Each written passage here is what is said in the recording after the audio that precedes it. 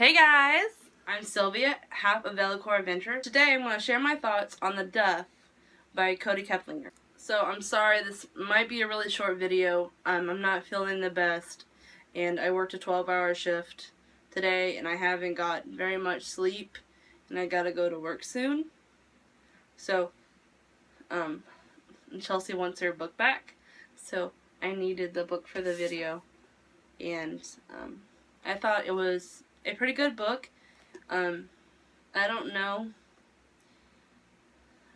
My views might be old school. I don't know if... First off, this is a borrowed book from Chelsea. She's been on to me for a while on getting this read. And saying that, I read this book in 3 days. I would have read it faster if I had more time those days. Also, I'm not a big fan on high school romance. I'm not really big on, the high school environment anymore. I don't know. I just haven't really had good experience with that. And I'm not big on college either, for that fact. Just anything school. After I finished this book, I found out that Kody Keplinger, the author, wrote this book when she was 17, which I thought was really interesting because the book felt very authentic, like very real. I don't know if she used some personal stuff for the book, but I felt like, I felt like Bianca was a real person. Her situation at home felt very real and very relatable. Even though I don't have a situation like that, it just felt very real. So the Duff is about a girl named Bianca, and she's hanging out with her friends one day, and this guy calls her a Duff, which is a designated ugly fat friend.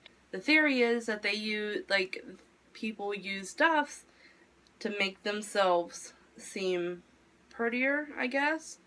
And the guy was trying to use Bianca to get into her friends, try to get on their good side.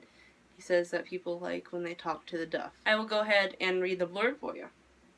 17-year-old Bianca Piper may not be the prettiest girl in her high school, but she has a loyal group of friends, a biting wit, and a spot-on BS detector. She's also way too smart to fall for the charms of man-slut and slimy high school hottie Wesley Rush. But things aren't so great at home right now, and Bianca is desperate for a distraction. She ends up kissing Wesley. Worse, she likes it.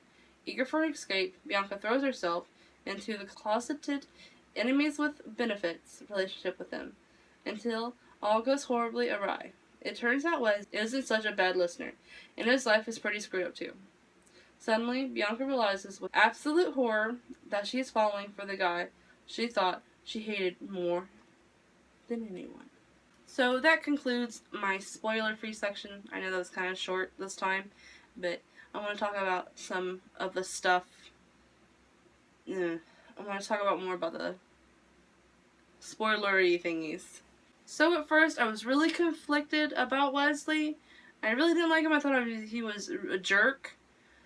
But as time went on in the book, and I saw that he wasn't always a jerk, and he was becoming nice to Bianca, he kind of grew on me.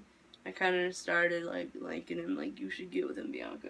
This is probably because I love characters who are bad, and they become good. Like the villain becomes a good guy.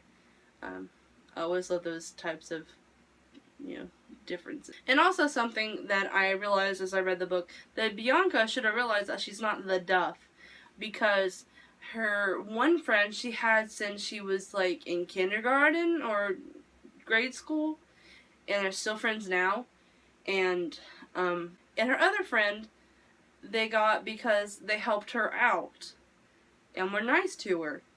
So they didn't pick her up just because they thought she was ugly. So I think she should have realized that within her group of friends, they're not using her to be the ugly one. In the end of the book, basically they say that everybody is a Duff because of their insecurities, which I agree with, but I wouldn't use that term. It's just too negative. The designated ugly fat friend.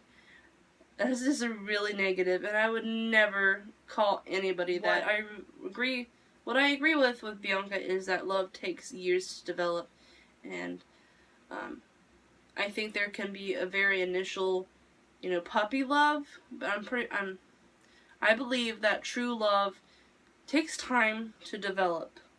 It works. It builds on experiences and other things like that. I just didn't realize how much I needed like a contemporary romance book, because the books that I've been reading have been about like death and war, like The Book Thief and World War Z. Those are pretty grim things. So reading something about, a real possible, some realistic fiction, something much lighter, was a nice change of pace. And I think I'm going to keep reading a little bit more lighter books for a little bit. Because a lot of the books I have over here, like 13 Reasons Why, Marley and Me, some of those books up there are just very grim. So thanks for watching. Please leave a comment and leave a like if you liked it, and subscribe if you haven't already subscribed. In the description you will find links to our Twitter and me and Chelsea's Goodreads. Please check those out, and I'll see you guns. And I'll see you on our next adventure.